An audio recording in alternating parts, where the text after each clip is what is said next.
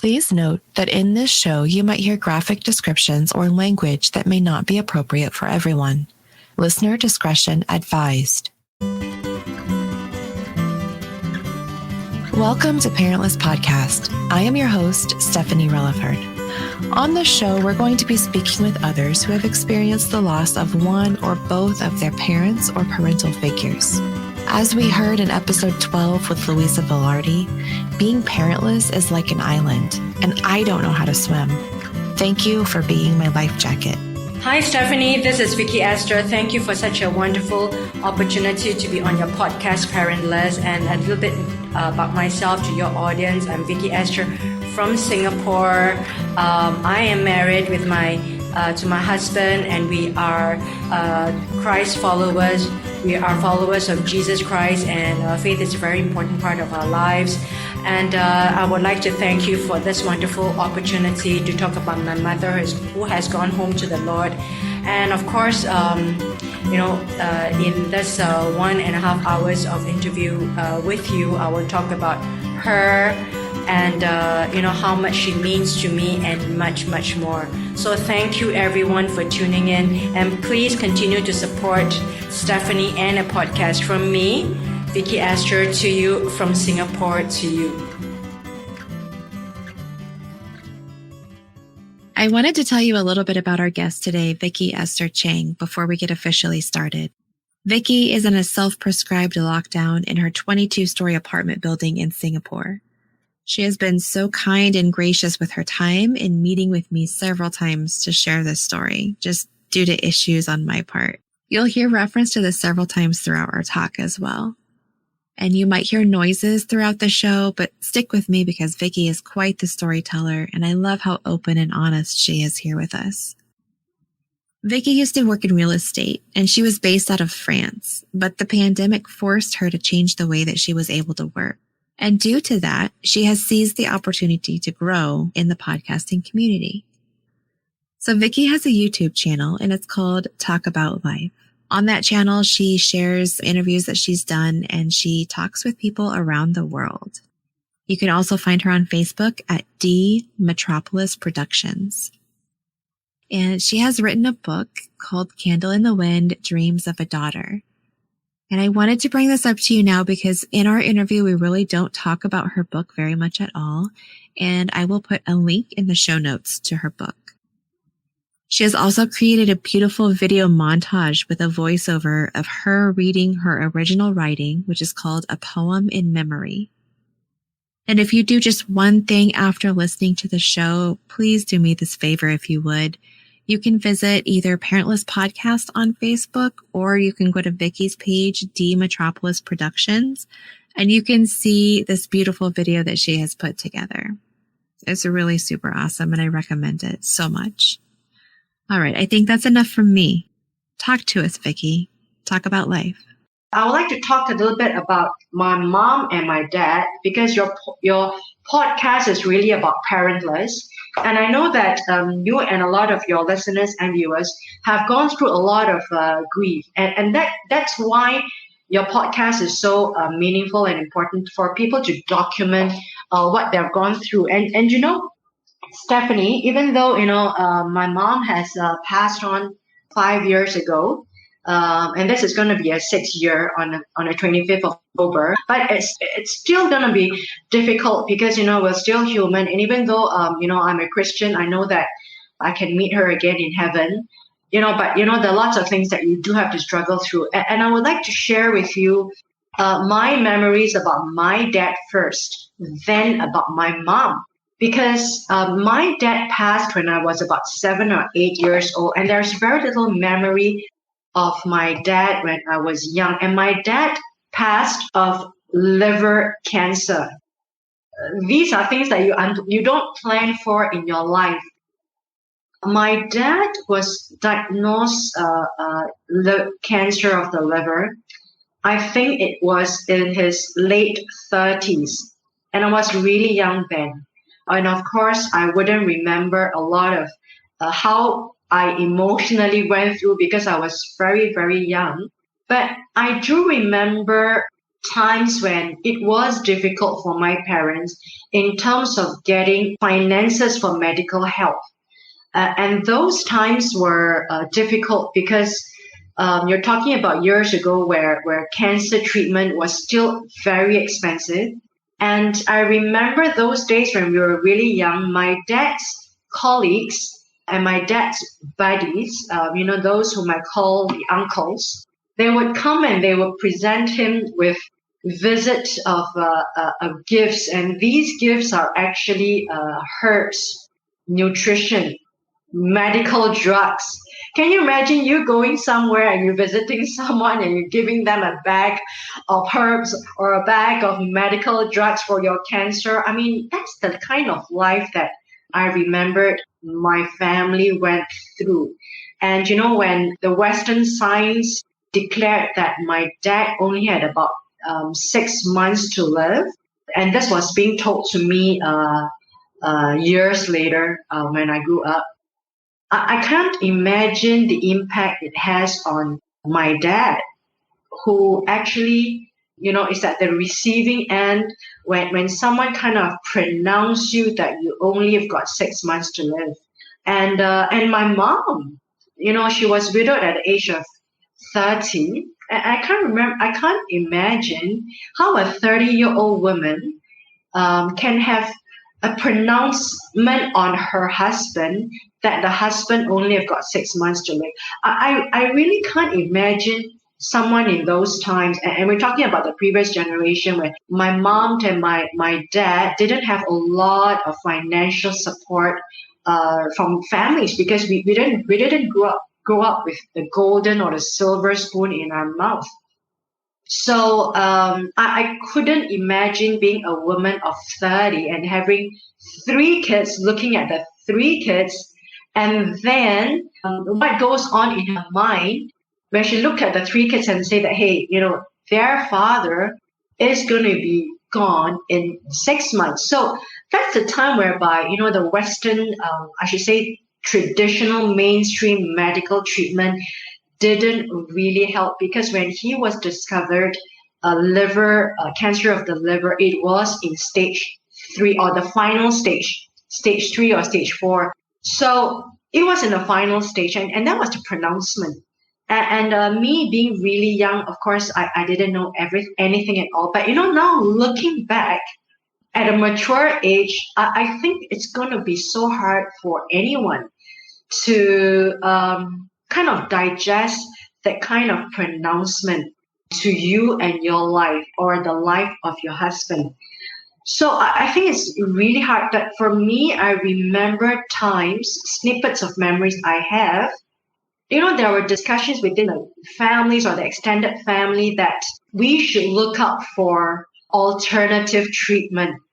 And alternative treatment, I think, probably should be the kind of final help or the only other hope that you have when, mainstream treatment pronounce you hopeless.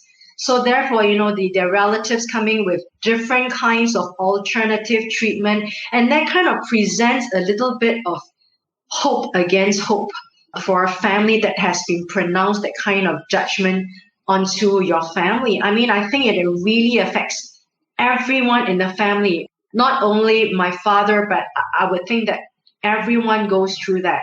And even my grandmother was staying with us at that time. So I remember vaguely, but I cling on to these nuggets of memories because they're so precious, that they have these conversations about going to some gurus, going to some herbalists, nutritionists, acupuncturists or whatever to just get an alternative treatment. So I think that kind of says about that desperation that you want to cling onto hope, no matter how little there is. When I think at that time when my dad was in his late 30s, I don't think he's ready to go. I don't think anyone in the prime of their lives at that time, you are ready to go. So I think now to look back, my podcast talk about life. In some way, it's also me dealing with a long journey about me walking out of grief in a very unconscious way. That's how I started it, because I felt that it is so important for someone to document that life. One or two snippets of memories that I remembered my mom and my dad, they bought me a little hairband that I loved when I saw it in the shops. But when they gave it to me when I was really young, at about 6 or 7, I kind of like cried, and I cried in my pillow because I was so moved and so touched that they bought me something that I liked. I was really young. I never thought that, to get something from them. Me being in a very Asian family, we never really ask for things. We never cry out for things or throw your temper or tantrum over things. I mean, it's such a luxury. But when they gave me that little, hairband that I liked when I see in the shop, because they see me trying on and everything, I think when they got it for me, I cried in the bed. And when they saw me, hey, why are you crying and all this, but I didn't tell them the real reason why I cried, because I was so touched.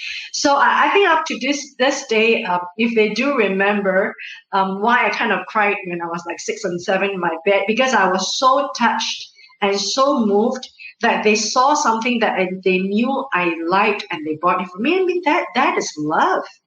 That is love. So the final one or two memory, I do remember one thing about my dad, his Last Supper. We always have this story about Jesus, his Last Supper, about the betrayal. I remember his last dinner. Before that, he was telling us he would like to have some Indian curry. It's such a prevalent common dish in this part of the world. And because he was on alternative treatment together with whatever medicine the Western doctors given him, he has a really strict dietary regime. Certain things he eats, certain things he tries to avoid and everything. It's all about you hoping that whatever thing you do, small snippets of changes does go to giving you that hope of prolonging your life. So I remember him saying to my mom that, I'd like to have some curry, Indian curry. And my mom was kind of like quarreling with him, him and her quarreling, like, no, you shouldn't be eating curry. It's a lot of spice. You should not be doing that. You should be having a cleansing diet. You should be having this diet of detox. But, finally he did. And that was his last meal before he was admitted to the hospital. And then that was the hospital. I remember when I was really young, at that time, I think about 7, people shuttling in and out of the hospital. And I'm just this little thing there.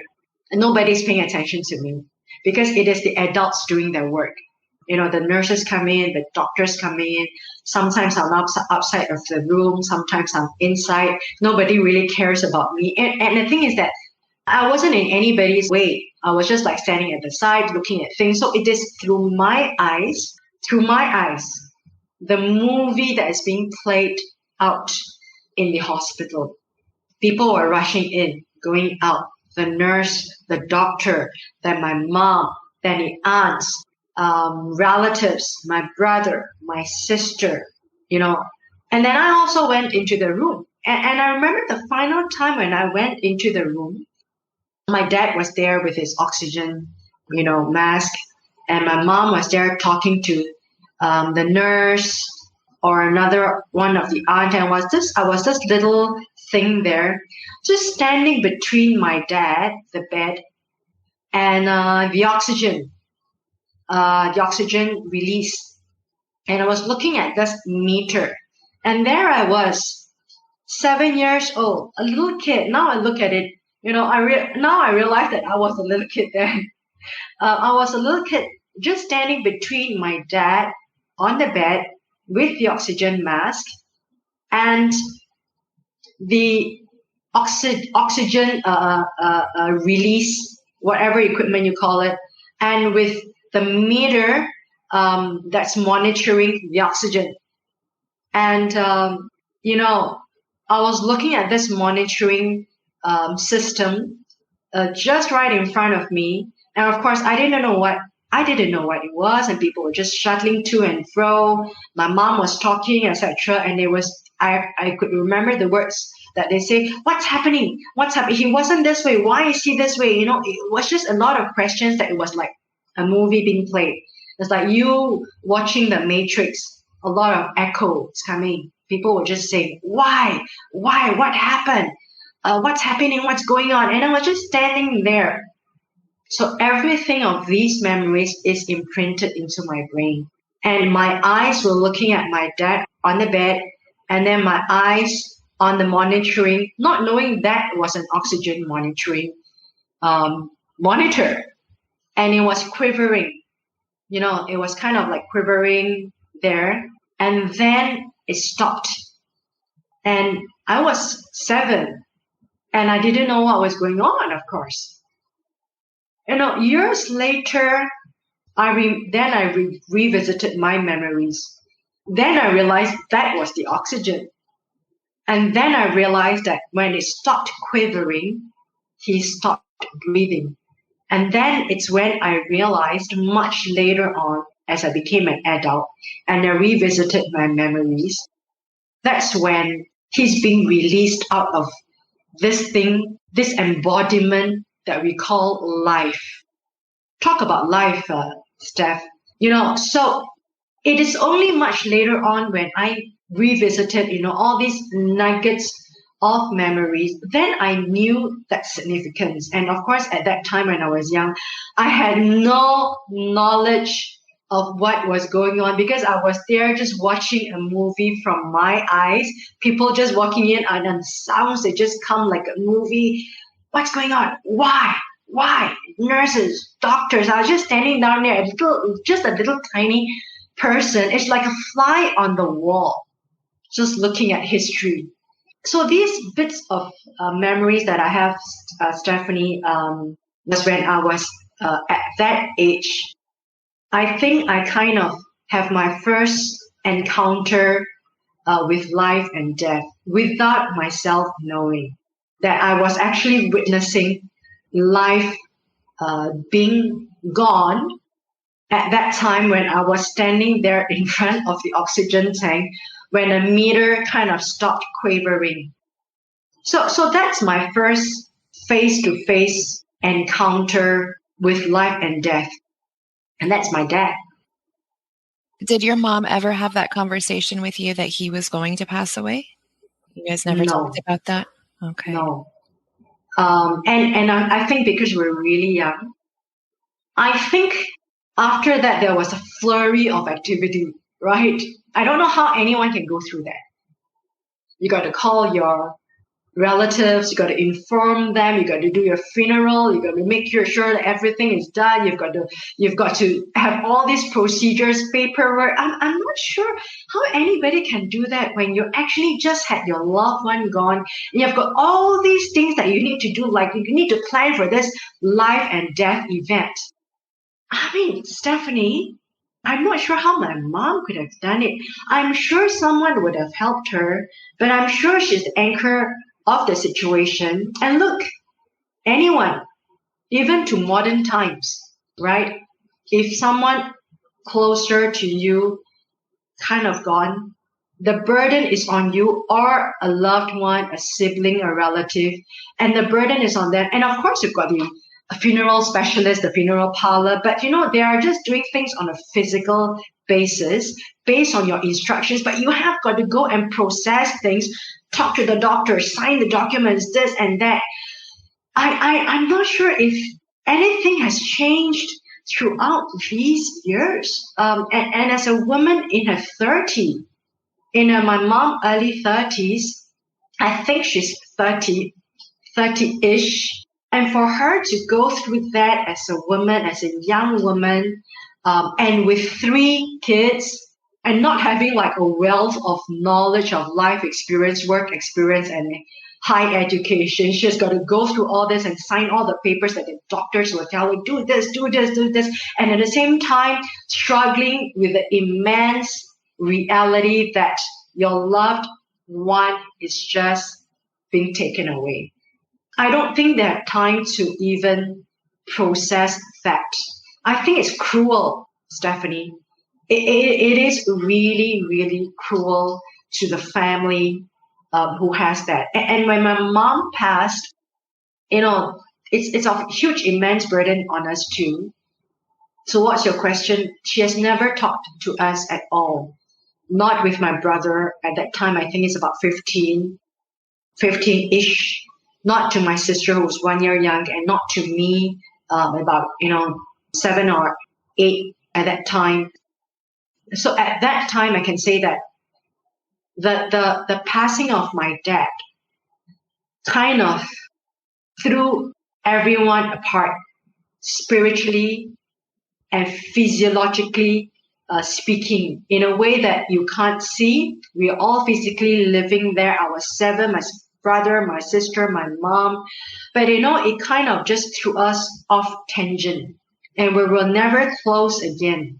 And I'm not saying that before that we were any closer, because I was really young. I wasn't any close to anyone. I don't even remember anything. My memories were really just nuggets and snippets.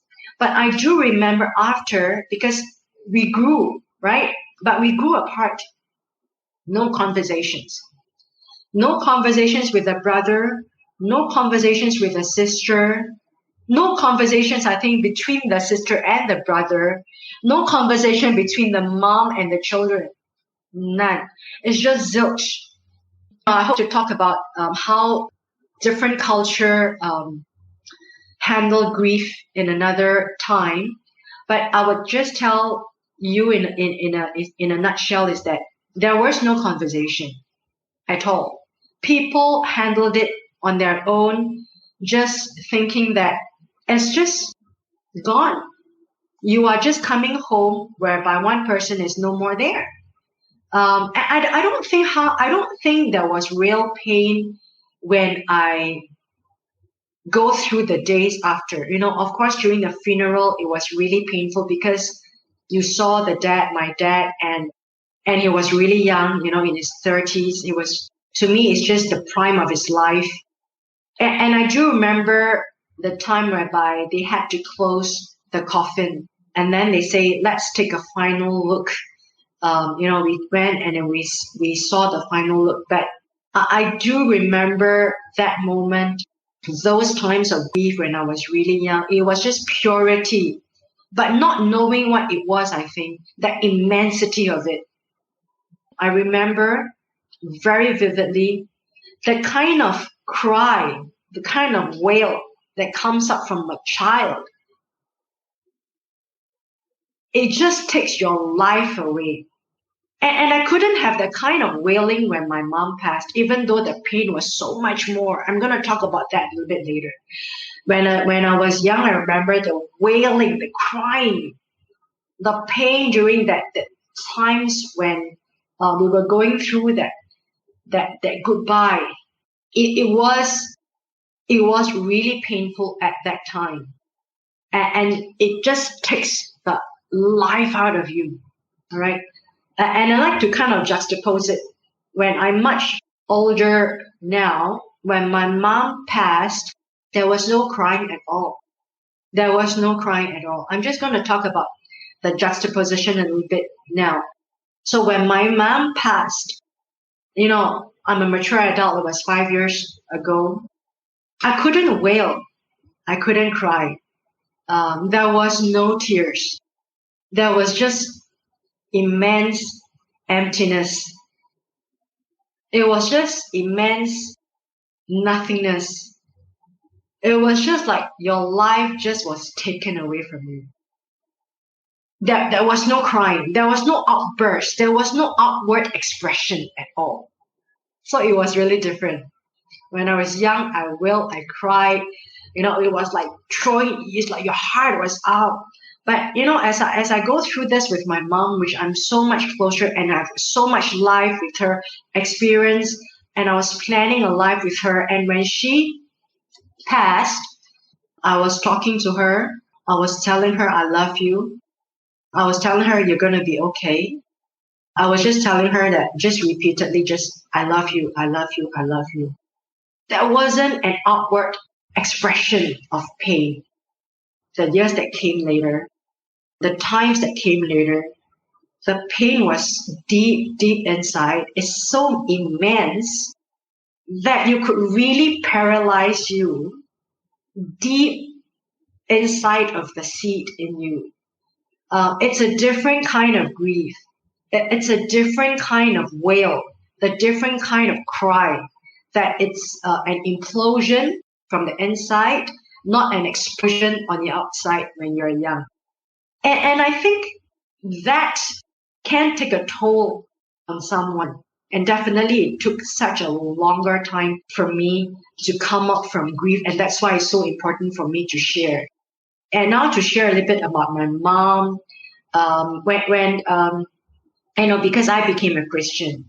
And before that, when she was diagnosed with a motor neuron disease, that I think in America they call it ALS in short. But there's so many motor neuron diseases of the brain with different names, different capacities that takes away your capacities of your dignity of your life. So just when I was about to leave for the country to France, she was actually diagnosed with that situation. And now me being an optimist and me being a Christian with a very strong faith in God, and me knowing that, God is the ultimate, the Alpha or the Omega, I do know that our lives are being taken care of and our lives are in control. So when I took off to France, to start a kind of new life, little do I know that would also be the last phase of my life that I'm going to spend with her. But, when you had a lot of hope, there's a lot of hope. There's a lot of faith that, hey, God is going to turn around the situation, that He's going to kind of like bring you from the brink, or that you walk by faith, not by sight. A lot of these, of course, strengthened me. I did walk through very, very difficult times. And my mom was actually converted to Christianity, that she received Christ just 2 years before she passed on the 21st of October, 2013, 4 days before I left for France. And she was baptized with water at the Methodist Church in Singapore. And my heart was a lot at peace because, I told her that, I really wanted you to receive Christ, and I really wanted you to have Him in your life, so that I could leave Singapore with so much more assurance that God is in your life and that you're going to be taken care of. And of course, my family is here in Singapore. My brother is here. I'm just living with my brother. So it gave me a lot of strength, a lot of peace to have left. But throughout the months her situation deteriorated, I had to fly in and fly out of France to come back to visit her. Every quarter, I would come back to spend a month with her. But the final 2 years, I would like to express that with your listeners and your viewers and yourself, Stephanie. I haven't said that to people because I came back from France. But when I came back, each time, it was over a 2-year period. About 4 months I came back, 3 months I came back just to spend 1 month with her. Every time I came back, when I meet her in her room, that's because her situation wasn't getting any better. Imagine I meet her at the door and she's on the bed. And the look on her face, the look of her body, that like was never before. Each time that the life is taking, the disease is taking a toll on her. It is taking the life away from her, and she's looked different, which is an understatement, and under description. She has grown dramatically weaker. She's unable to have her dignity more each time. She loses her dignity more each time. So imagine I come back, I'm encountered with that. Can you imagine the pain that is in there, and the pain that you don't tell anyone? You can't tell anyone. And it's a pain that only you know because you go through that. So I come home after I put down my luggage. I come to the room and I say like, "Hi mom, how are you?" And I have to summon my greatest courage and put on my greatest smile and to tell her I'm back and things are going to be okay because I'm your strength. I'm here. I'm home. Don't worry. You've got me. I'm your hope. And I know what to do. And I know all the alternative treatment. I've studied all of them. I would tell her, don't you ever worry because I'm back. I'm here. I had to tell her that. But can you imagine, Stephanie, that the kind of pain that is inside, that you have to summon the courage yourself as the reality each time when you come back. It kind of drastically drops the situation, deteriorates. And you tell her each time, I'm back. You've got me. I'm here. I'm the superhero. No matter what happens, I'm going to be here. You're going to be fine, mom. So that's me. So that's me telling her that, Mom, you're going to be okay. You're going to be fine. I'm back home. Yeah. That's me. I wonder if did she ever do that for you when you were, in your times growing up? Like if you got sad or anything about your dad or just about life, was she kind of your cheerleader? Was she your strength? I think in the context of our family, no one speaks strength to anyone. We learn to be on our own at a very young age. Like I told you, we all just kind of went diametrically off tangent, right? My brother, my sister, my mom, myself, we just kind of diametrically just like off the hook, just went off tangent. It's like the planets, right, was revolving around the sun, and then suddenly, the magnetic field is no more there, and it's kind of like just poof. So no, there wasn't any conversations. There wasn't anything. We all went through life on our own when you go through difficult times in school. Because, I told you we were really young. There are times when you are lonely. There are times when you can struggle with your exams, uncertainties.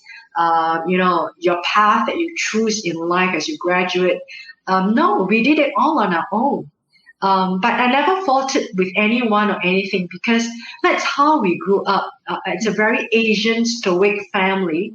We don't speak about our pain. We don't articulate our pain. We don't commiserate. We don't cry in front of our brother or sister. We don't tell them our pain. We don't tell them we're weak. We don't tell them we need help. We don't. But we are trained, or is in a culture that we give. We always give. And we always try to take something out of us to give. I think that's how our family is being brought up. And I also feel that maybe because there weren't a lot to ask in the first place, there wasn't a lot to go around. There wasn't a lot of effusive love. There wasn't a lot of expression of love in a very conservative family, or I should say reserved family. There wasn't a lot of expression about I love you. No, never. Only in my mom's final phase of her life, I wanted to tell her I love her. It came really difficult, which I'm going to relate a little bit. But to answer your No. And when I came back, I would tell her like, "You've got me, hey," and just to cheer her up, just to let her know that she was going through depression, and people could see that, of course. Even though my brother have accepted Christ, my mom have accepted Christ, has accepted Christ at that time. I would think that we're human. I mean, faith can go this far. It helps us. It kind of supports us. But, it takes a lot of us to really have the strength to go through. We're not superheroes, and none of us are. But I made it a point because I could see that her situation was deteriorating because she got pale, she got weak, her muscles were being wasted. She wasn't slowly being able to eat on her own. I mean, imagine a woman like me. She's always like, my poem that I wrote, she's always in the streets talking to people, right? And making friends with strangers, saying, "Hi, how are you?" Talking about everybody, about the family, just making friends in the streets, just making friends with the neighborhood.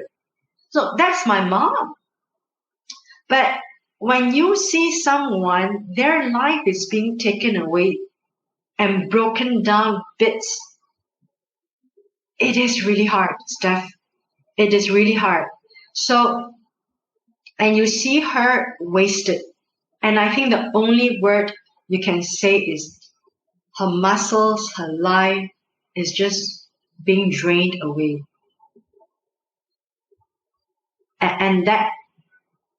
And she has become a different person. Yeah, and like you said, that toll that it takes on you, just showing up every quarter and seeing those changes in her, definitely a great big toll for you. And then for you to come in with, being the superhero, like, "Hey, Mom, I'm here." That's a lot of work on your part. Thank you, Stephanie. Yeah, and you're right, because not only that, I think I always had hope that God is gonna bring us from the brink, like just at the brink. Okay, you're gonna be back, it's like the Terminator. I'll be back, So and of course, I always felt that I had a mission. I always felt that God has given me the mission to bring back my mom. That was my hope. Not only that, I really truly believed that. I truly, truly believe that God wanted me to save her, and that was the conversation I have with my husband. Like, I know God will use me to save her. Save her in any way, I don't know. Through prayers, spiritual strength, to taking care of her, to giving her the hope to move on in many different ways. So, and also to relate to you, now let's flash back years before. My dad passed. Everybody went off tangent. As I grew up as a young woman, as a teenager, and then being a young adult and starting to work, etc., I had a contentious relationship with my mom. It was tumultuous. Quarrels, Cold War, for whatever reason, I don't know. And these reasons aren't reasons anymore, Stephanie. But the thing is that I loved her so much, so much. I would bring her to the spa, or make sure that I pay for all the spa packages. Make sure that she will go to the slimming salon. I pay for the slimming salon packages. Bring her to the esthetician. I'll pay for just to show the kind of love that I think I felt incapacitated to show love. And I think that was a handicap because When I look back, I analyzed a lot of times. I felt that when I was young, we really never had love. We really never showed love because that love was broken and was taken away. So the only way to show love to my mom was just buying her bags, bringing her shopping. I became the reverse because I started to work, just like my daughter. I mean, I'm just saying that, right? I bring her up to the restaurants. I bring her shopping. I buy her bags, shoes, clothes. Short of Chanel, but I got her Elizabeth Arden. I got her Helena Rubinstein. I got her all the branded stuff for her face. And I don't even use anything on my own. And I brought her to the spa. And I brought her to the restaurants. I could only show it that way. In a way that it was through material, through physical, but not knowing how to articulate and show love in a loving way. And when I look back, I feel it's because we were incapacitated because we were so young and we weren't able to express love to our father, to our dad, when he and then he was gone, and after he was gone, there was so much pain. We kept it all inside. There was so much not being able to verbalize anything of your own. Everyone just lived an independent life under the same roof, in the same household, but there was no love expressed. There was no pain expressed. There was no emotions expressed in a household whereby there was no emotion. People just lived. Because that's the only way I think we could go on, not talking about love or the loss of love, right? So the only way that I could share with my mom to show her my love was to show it to her through buying her the things that she loved. And when I would say, hey, this is a lipstick, I would know you would like it. And I would bring her and say, I know this is the color you will like, this is the coral color. And I knew everything.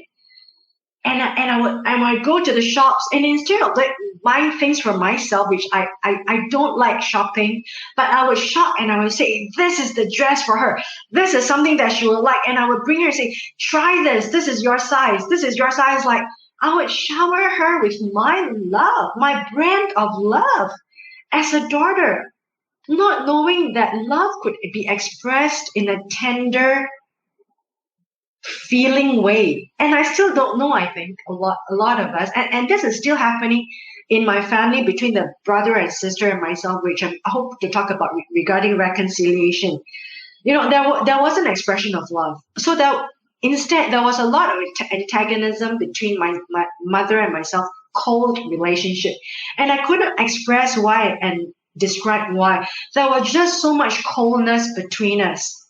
And when I look back, I just think that, after she had passed, I think, why is there such a coldness between us all these years? It came to me because she was widowed at the age of 30. She had to keep her pain. She had to keep her love because love was equate to pain. The more you love, the more painful it was. And that was the kind of experience that she had. So she wasn't able to express love to us. And that wasn't her fault. And we weren't able to express love to anyone within the family and still not able to right now. And it's so hard for me to even text my family, my brother, or say, it's like, okay, how are you? I only did that because it was in the pandemic. It's such a breakthrough. When she was still here with us, there was a lot of Cold War tumultuous relationship, unspoken, unreasonable, unexplained. I just don't know why. And the only thing I could know, because the love was broken before, it was never mended. Her heart was broken. She never knew how to heal herself, and neither did we. If you've enjoyed what you've heard, please consider sharing the show with a friend or rating and reviewing wherever you're listening right now. This will help get the word out about the show, and if one person can be helped by listening to someone's story here, that is amazing. If If you would like to share your story with me, you can visit the website at www.backhomemedia.com/parentlesspodcast. You can also email me at parentlesspodcast@gmail.com. Another way to get a hold of me is to find me on Instagram or Facebook, also at Parentless Podcast. And lastly, if you're a phone person, please leave me a voicemail at 623-396-6069. If you love the show and you'd like to help with any special projects that might go on at Parentless Podcast or just be privy to some special extras, go ahead and visit patreon.com/parentlesspodcast. The final 2 years, fast forward, when I came back each time, but I had this immense pain, but I knew I loved her so much. Just that it was the method that was wrong. The love was always there. It was always immense.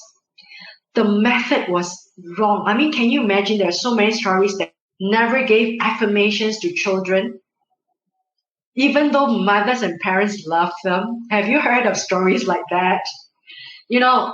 And parents who hold back love because they love the children. Do you know what I'm trying to say? There are families like that. So I think in some ways we were surviving on a thread called a family, but there wasn't real expression of love. Sorry, I just want to bring up, I know we talked a few months ago, like we said before, and you said that you didn't really, we didn't talk about your dad. And I think it's so important that we're talking about your dad now because he did, that event in your life did set the tone for your whole life and for how you experience time with your mom. So I just think that's very, very important. And I want to thank you for talking about that now. Fits the whole jigsaw puzzle of life.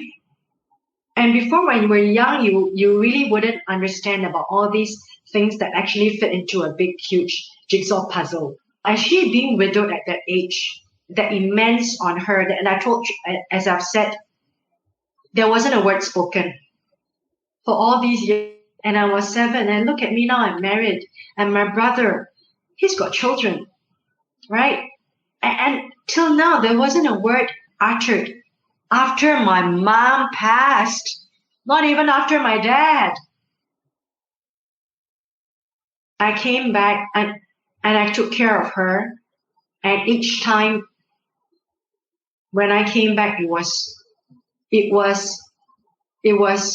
worse than before. And worse, of course, is an understatement. Maybe to kind of like make it easier for anyone to kind of think, you were 100% before. So the next time it was like you were just 75% you.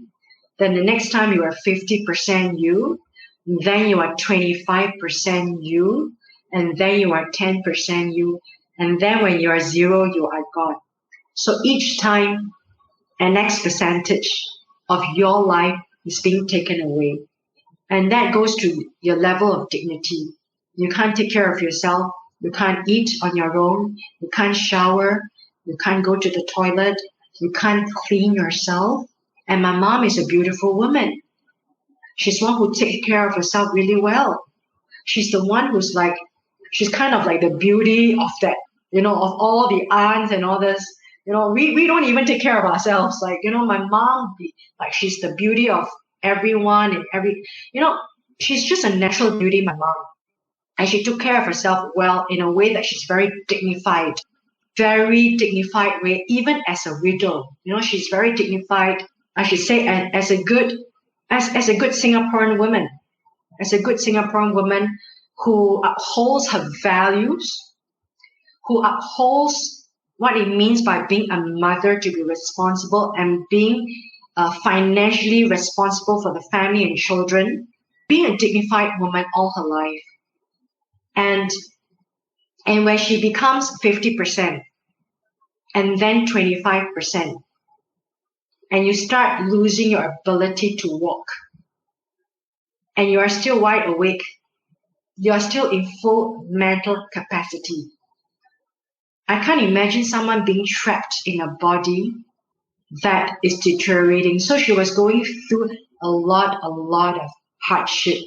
emotionally and mentally. I can't even imagine. So, but the final 2 years of her life, I told you I was flying in and out of France to stay with her for a month before me flying back to France again. I would say that the bottom line is we had the most perfect, loving relationship in a whole life of a mother and a daughter. And that kind of pains me as I look back. Does it take that to mend? I mean, does it take that to mend a relationship? Ladies and gentlemen, that's what I'm trying to say. Hits you, as you look back, you try and you try and you try. It didn't work your whole life. It didn't work. Love for her, and I'm sure she had loved me, right? I'm sure about that. And I have loved her so much. And of course, my husband is like the conduit between the two. He's always the one being the peacemaker between us. So all thanks to my husband, all thanks to him. But it was the last 2 years of her life that I would say that it was like the earth rotated the other way. It really like the earth rotated the other way. I took care of her. I think that time she understood that I could be tender, that I could show love in a tender moment. I mean, it's like I do fault myself for not having done things differently before, because I was only able to give her, the things that I thought she liked, because that was the only form of expression. Even when I was in France, you got beautiful clothes, right? I'm sure in France, right? Beautiful clothes, beautiful like necklaces, accessories, and restaurants. And I keep thinking I'm going to bring her here. I even have a room for her ready in France. It's made for her. And then whenever I go shopping, I look for her clothes. I never look at mine. It's like, I'm going to buy her this. I'm going to buy her this. And I've got like clothes that whenever I come back from France, I will have clothes for her. This is a nice sweater for you. This is a nice coat for you. This is a scarf, for her. That's my expression of love. I mean, how many families do that too? Like a father who does that for the children, right? They get them the things that they love, because that was the form of expression. I would say that a pathetic form of expression when all things fail. So I think the last 2 years, she knew that I was able to love her in a way that it was from a daughter to a mother. I showered her, I washed her hair, I cleaned her, I dressed her, I told her, you look beautiful today. And I do that. I said, wow, you look beautiful. You've got such a glow today. Just to tell her, she looks good, she looks beautiful, and that she's getting better, to lift her spirits, because she was, I know that she was going through depression. At the same time, pray with her every day, going through the scripture with her every day, within the way that I could, even though I wasn't a worthwhile Christian, not good enough, never good enough as a Christian. But those times I had a close relationship with my mom, and I think that it did touch her, that I did a lot for her that I think in her mind she never expected. Just encouraging her, just speaking to her, and just even laying down with her and talking to her and playing cards with her, just on the bed, just like playing cards with her. That was the only activity that she could do. And just cheering her up and, saying that she's good, and telling her that, she can still do good mental sums, because I really wanted to engage her to be active in her mind. We do a lot of mathematics through the card games, etc. So I think that 2 years of her life and that 2 years of my life, we were the closest ever in our lives. And the final memory that amongst all the pain that I would like to talk about, I think about 3 or 4 days before she passed, which I didn't know, of course, that she was to go. I think a lot of us wouldn't know it being coming a day that would come. She actually did. She held my hand. I will never forget. She held my hand and she whispered, "Thank you." That's immense. That's like the world. For her to say that, and for her to say that meaning that she had spoken from her heart, and that was the strength that she had physically, of course. And also that 2 words, "thank you," is the embodiment of, she's trying to say many, many, many, many things, but it's just encapsulated in a concentration of 2 words. Thank you. And when I heard that, my first reaction was I almost burst out of tears. But, my reaction was natural. I kind of like cheered her on. I said, "Hey, you don't say thank you. I got to thank you. You're giving me the chance. You're giving me the chance to give me more points in the eyes of God to let me do this for you. Yay, just to let her know that I'm happy doing it. Just to let her know that I thank her for letting me do that for her. If you know where I come from, which is true, Stephanie. And of course, I didn't want her to feel burdened that she had to thank me. But it's immense. In her heart, I think that 2 words is immense. When someone holds your hand and they say thank you, I think that's immense. That's the whole world. And to me, that's the whole world. I will never forget that moment. She just laid her hand on me to say thank you.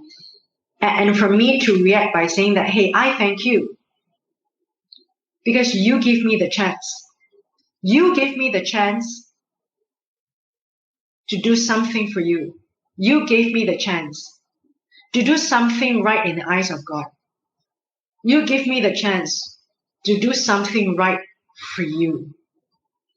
That was my message to her. But of course, I didn't want it to be a burden to her. I cheered her up.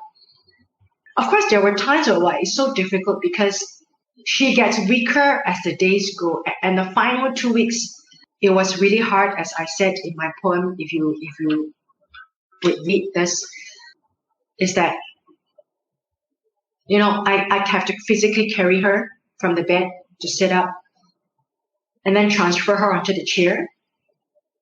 And then I got to wheel her to the table to eat, or I got to wheel her to the toilet, etc. It was really tough. It was tough for her physically, of course. But I think that no matter how tough it is for you physically, for me physically, and for her physically, it's not as tough as what goes on in your mind mentally. It's not spoken. The pain, the blood that is in there, no one can see. And I was praying every night, and I was alone in my house, in a big apartment, 5 rooms I have, but just my mother and I. My husband was in France. My family was away because I came home. My brother's family were taking care of her. They left to take a break for a vacation. Every time I come back, it was like a switch, right? So it was just me.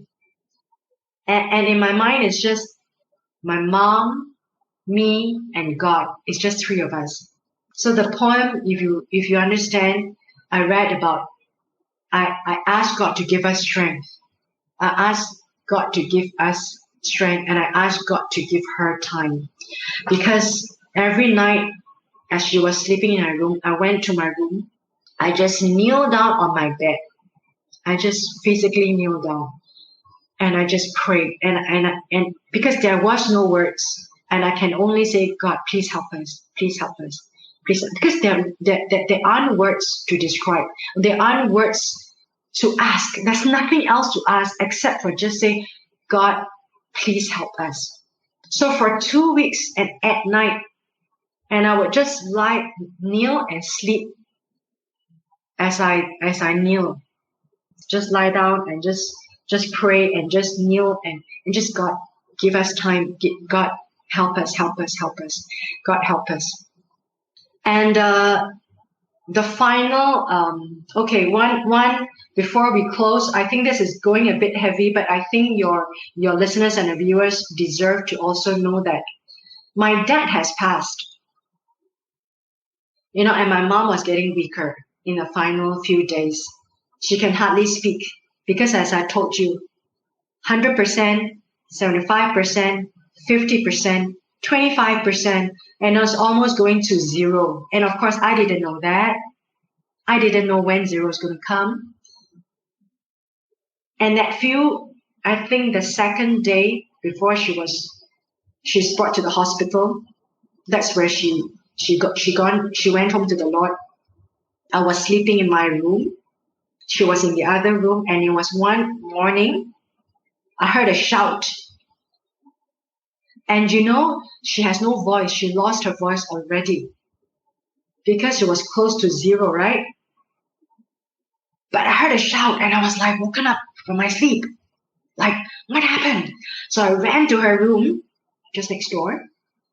And I said, Mom, is everything okay? I mean, my heart was like pumping, but I had to be cool, right? I'm in front of her.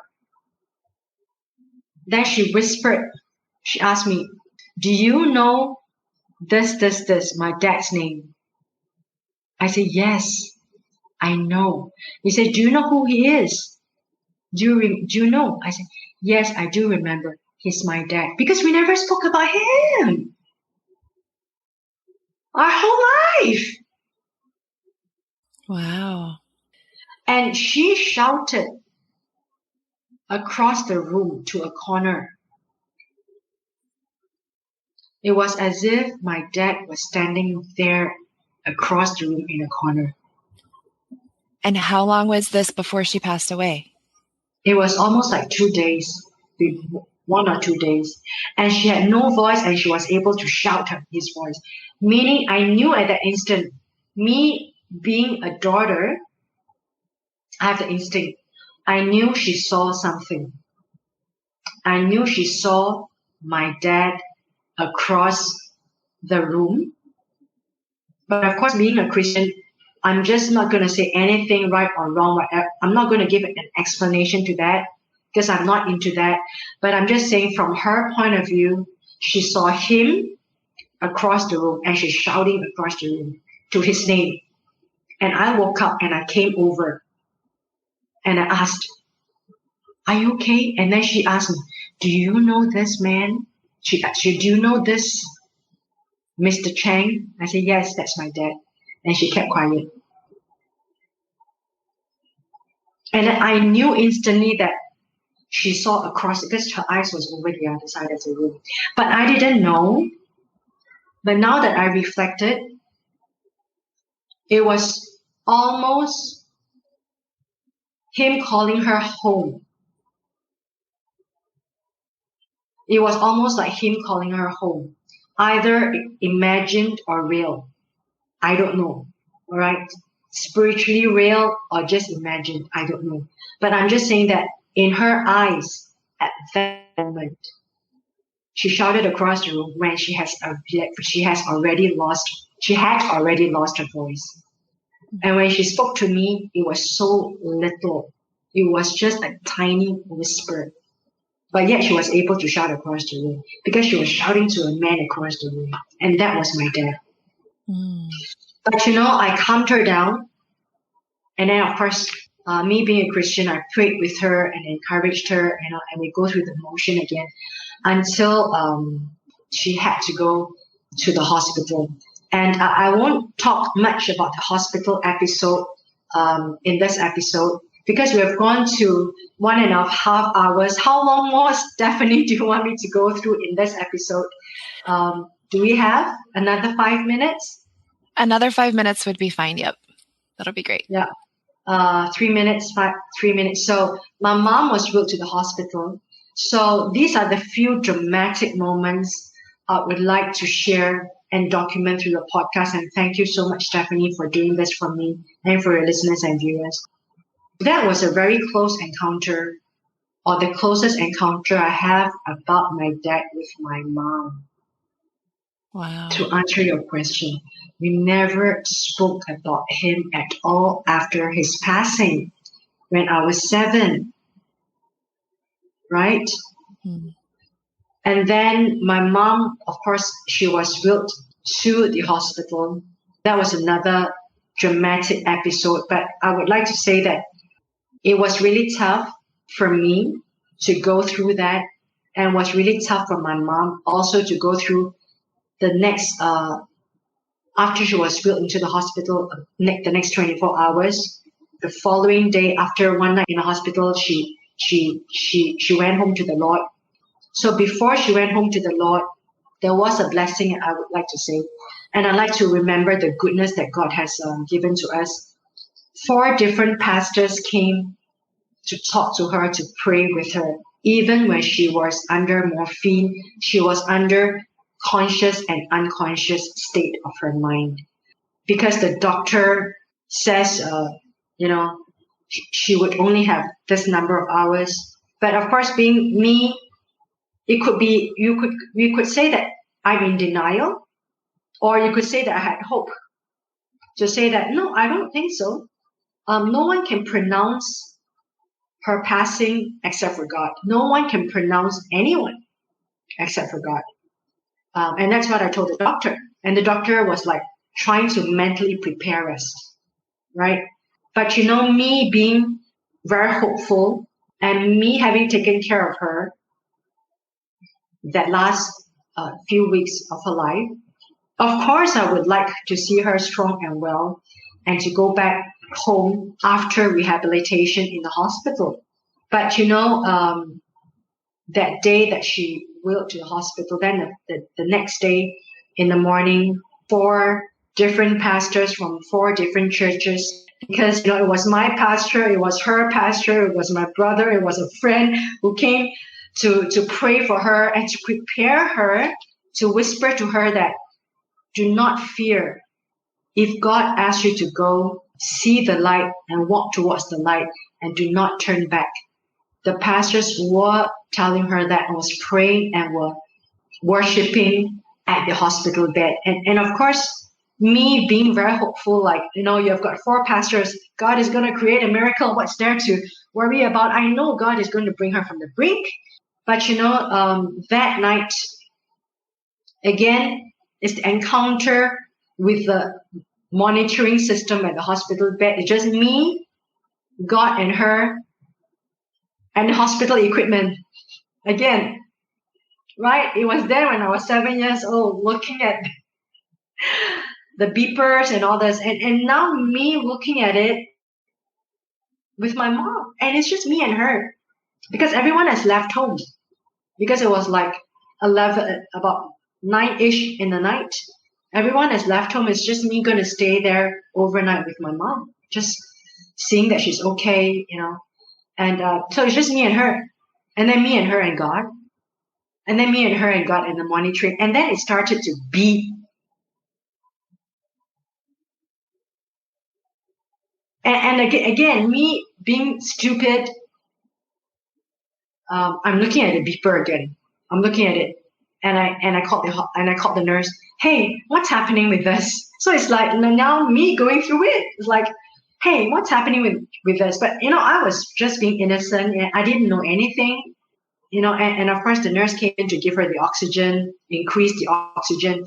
And I told the nurse, like, hey, you should have increased that oxygen outlet from 3 to 5. You look at her, she's breathing better now. It seems that she's much more, she's not struggling anymore. She's breathing better. She's looking more at peace. I know you should have done that. But now I look back, after that, a couple of years, I look back, because you remember, it's just me and her and the nurse. And the nurse couldn't say anything. because they are told not to say anything until the doctors come. So at that time, actually, she has passed. Actually, she has gone home to the Lord, because that was a signal of the oxygen or the heartbeat that is beat. And I didn't know. I was stupid. I was foolish. I was just, I don't know. I just didn't know. And I didn't expect that it's going to come in the middle of the night unexpectedly. And I was really hopeful that she's going to, rehabilitate and go home. So, of course, a flurry of activities came on, like I told you. I'm not sure how anyone could go through that flurry of activity to go through when someone who's so close to you passes. And to wrap up, thank you so much, Stephanie. And to let you know, my final 30 seconds, the first person I called, and of course, I told the nurse, please give us an hour. I would like to be with my mom. Give us some time, I say to the nurse. And I was with her for an hour. I held her in my arm. She was resting here. I went to the bed and I held her. And I sang to her. And I keep telling her I love her. I just keep telling her I love her. I love you. I love you. Just keep stroking her hair and just singing to her. And the first person I spoke to was, I called up my pastor, Pastor Moore. And I think Pastor Moore was from South Carolina. They are missionaries from the U.S. Who are doing missionary work in Singapore. Pastor Moore was about 75 or 74 at that time. And I told him, Pastor Moore, I think my mom has passed. So he comforted me, and then he prayed for me and prayed for us. And I didn't cry, Stephanie. So for the funeral and the situation for the next few weeks, there was no tears. There was just pain in the heart inside that you can't explain, you can't articulate, you can't express. And even if I were to tell you, when I think of her, the pain just crushes me in my heart. It is actually at this part of my heart. It crushes me so much that I can literally feel my limbs become weak. And I could really feel I couldn't breathe. And I still do sometimes, but a lot of times I'm controlling it. But, a lot of times at that time, I wasn't able to cry. And it's not that I didn't want to. It's not that I was ashamed. Or maybe it was just not an adult way or my way of expressing a pain or someone that goes through grief. I mean, a lot of big men never cry. I've never seen my brother shed a tear, and I knew the pain that he was going through. And I still have a lot of pain. And to wrap up, my brother, my sister, myself, there was a lot of huge fight and antagonism that ensued right after my mother went home to the Lord. And I'll explain in the future, and I hope that nobody goes through that. And there was a time whereby when I was showering, the pain was so bad that I actually vomited blood in my hands. That is the kind of pain that you can't express, and it really just implodes inside of you. Thank you, Stephanie. Are there any final questions before we say goodbye? And I hope to come back again to continue. So I want to thank you so much for sharing with me. And then I wanted to, about your poem, you mentioned that your mom was walking in the streets and she was there, and then now she's not there, but you still are. If I summed that up correctly, that really is, I think, how a lot of people feel. I mean, our lives don't just stop because our person was taken away from us. And then when you were talking about your ability to show love to your mom, you said, does it really take this to make this happen? Basically, I think is what you mentioned. And I think for some people, yeah, I do. I think it takes some certain situation, event to kind of help us help us realize and come to. And you buying her those things and showering her with gifts, like you said, that was your type of love. That's what you knew how to do. You did what you could. And in the very end, you helping her there was the ultimate act. And then I love how she was able to thank you. You know, she wouldn't have had to thank you, but that was just her. She was able to thank you. And I'm sure she was very grateful to be able to thank you, and very grateful to you to be there for her and help her during that time. Those were basically my, my follow-up thoughts for you that I've been thinking about this whole time as we've heard your story. Thank you so much, Stephanie. I hope to see you and share with you about the aftermath and whether there is going to be reconciliation in the family that has now gone just off tangent. Like, it's almost to the point of no return. I'm not sure if the pandemic is going to help for us to reconcile. But, I'm reflecting so much about reconciliation in this pandemic. And a shout out to you, Parentless Podcast. Thank you so much, Stephanie. And also my podcast, Talk About Life. It's a birth about people recording their life stories, because I realized that there are many parts of my mom's life that was lost.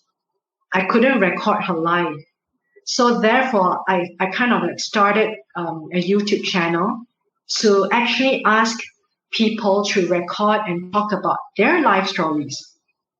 Because it's important for us to have memories, and it's important for us to have it recorded while we're still alive. Yeah, we don't want to wait until we're dead. Exactly. Thank you, Viki.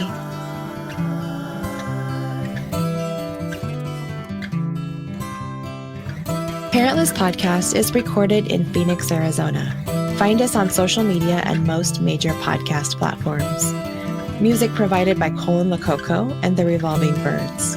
Studio and editing provided by Back Home Media and Ian Relaford. Check out one of the many shows on our network. I am your host, Stephanie Relaford.